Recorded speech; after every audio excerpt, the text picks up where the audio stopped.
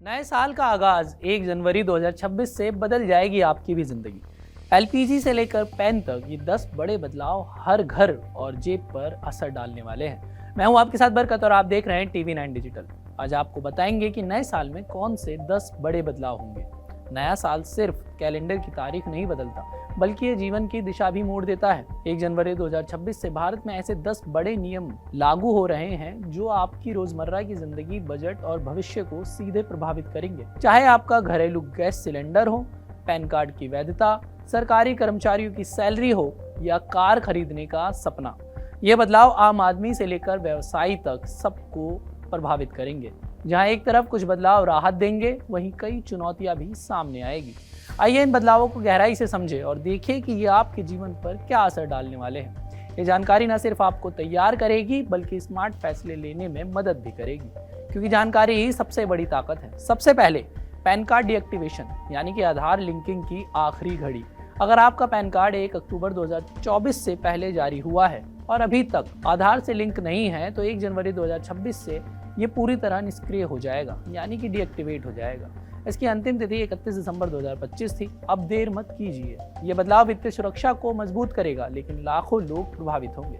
ITR refund रुक सकता है, बैंकिंग सुविधाएं बंद हो सकती है और सरकारी योजनाओं से वंचित रह जाएंगे अगर आपने ये काम नहीं किया तो। मिडिल क्लास के लिए एक बड़ा झटका है। लिंक करें, वरना 2026 में पछतावा होगा। अर्थव्यवस्था में टैक्स अनुपालन बढ़ेगा, लेकिन संक्रमण काल में असुविधा बढ़ सकती है। वहीं दूसरा सबसे बड़ा बदलाव जो है वो LPG सिलेंडर की कीमतों को है। रसोई का बजट फिर हिलने वाला है। 1 जनवरी 2026 से 14 किलो घरेलू और 19 किलो कमर्शियल सिलेंडर की नई दरें आ सकती है। दिसंबर में कटौती हुई थी, लेकिन अब बढ़ोतरी की आशंका है। अगर कीमतें बढ़ी तो मासिक खर्च 50 से 100 रुपए तक बढ़ सकता है, जो महंगाई की आग में घी डालेगा।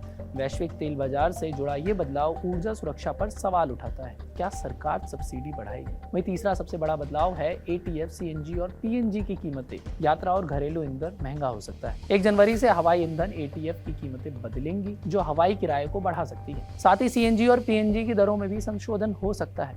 हवाई यात्रा महंगी होने से पर्यटन और व्यवसाय प्रभावित होंगे, जबकि CNG, PNG की बढ़ी कीमतें कार मालिकों और घरों के बिल बढ़ाएंगी। परिवहन क्षेत्र में लागत वृद्धि से माल ढुलाई महंगी हो सकती है, जिससे बाजार में महंगाई बढ़ सकती है। वहीं अगला बदलाव जो है वो इनकम टैक्स एक्ट 2025 के तहत टैक्स फाइलिंग आसान होगी, लेकिन तैयार रहें। भले ही पूरा एक्ट 1 अप्रैल 2026 से लागू हो, लेकिन जनवरी में नए ITR फॉर्म और नियम जारी हो जाएंगे। 1961 का पुराना एक्ट बदलेगा, प्रक्रिया सरल होगी। करदाताओं के लिए राहत है। फाइलिंग आसान होने से समय और पैसे की बचत होगी, लेकिन नए नियमों से अनुपालन में बदलाव आएगा, जो छोटे व्यवसायों को चुनौती दे सकता है।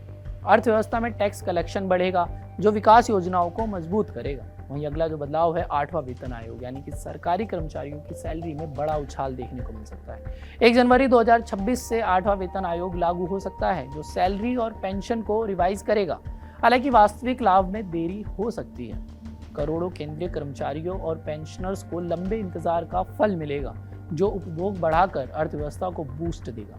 लेकिन सरकारी खजाने पर बोझ बढ़ेगा। क्या सवाल है कि क्या टैक्स बढ़ेंगे? ये बदलाव मिडिल क्लास की क्रय शक्ति बढ़ाएगा, लेकिन निजी सेक्टर को भी प्रभावित कर सकता है। वहीं अगला बदलाव है, अगर आप कार लेने का प्लान कर रहे हैं तो जरूर ध्यान दें। कारों की कीमतें बढ़ेंगी, क्योंकि सपनों की गाड़ी अब महंगी होने वाली है। निसान, BMW, MG, रेनॉल्ट समेत कई कंपनियां 1 जनवरी से कारों की कीमतों में 3% तक बढ़ोतरी कर सकती हैं। टाटा और होंडा भी फॉलो कर सकते हैं ये रूल। ऑटो सेक्टर में बिक्री गिर सकती है, जो रोजगार प्रभावित करेगा। मिडिल क्लास के लिए कार खरीदना थोड़ा सा मुश्किल हो जाएगा, लेकिन एक सवाल ये है कि क्या EV पर छूट मिलेगी? इलेक्ट्रिक व्हीकल पर छूट मिलने की संभावना भी हो सकती है।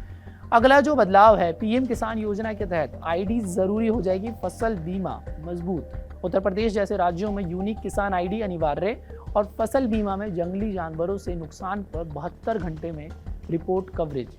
किसानों को ID बनाने में मेहनत लगेगी, लेकिन योजना के लाभ पहुंचेंगे। बीमा कवर बढ़ने से ग्रामीण अर्थव्यवस्था मजबूत भी जरूर हो जाएगी। लेकिन एक सवाल ये भी है कि क्या ये आत्मनिर्भर भारत बनाने की दिशा की ओर है? ये बड़ा सवाल है। आपको क्या लगता है? अगला बदलाव है UPI, लोन, FD और सिम नियम। डिजिटल दुनिया सख्त होगी, लेकिन सुरक्षित रहे। UPI पेमेंट सख्त होंगे। सिम वेरिफिकेशन कड़ा, फ्रॉड रोकने के लिए लागू किया जाएगा। SBI, PNB, HDFC की लोन दरें कम होंगी। FD ब्याज दरें अपडेट हो जाएंगी। इससे फ्रॉड कम होने से विश्वास भी बढ़ेगा। कम लोन दरों से घर कार लोन सस्ते होंगे। एफडी निवेशकों के लिए रिटर्न प्रभावित हो सकते हैं। वहीं टैरिफ पर क्या बदलाव होगा? ऑस्ट्रेलिया को जीरो टैरिफ जो निर्यात है भारत के लिए बड़ा अवसर है। भारत ऑस्ट्रेलिया समझौते से 1 जनवरी से सभी भारतीय निर्यात पर टैरिफ जीरो निर्यात बढ़ेगा। निर्यातकों को बूम मिलेगा, रोजगार बढ़ेगा, जीडीपी की मजबूती होगी, लेकिन आयात पर कोई राहत नहीं। इससे एमएसएमई सेक्टर फायदे उठाएंगे। वैश्विक व्यापार में भारत की स्थिति मजबूत हो जाएगी। ये मेक इन इंडिया का प्रमाण भी देता है। एक आखिरी जो बदलाव होने वाला है वो बैंक छुट्टियां, यानी कि 16 दिन ऑनलाइन काम होगा बैंकों में। जनवरी में मकर संक्रांति, गणतंत्र दिवस समेत 16 ऐसे त्यौहार हैं जिसमें बैंक की छुट्टियां प्रभावित होंगी।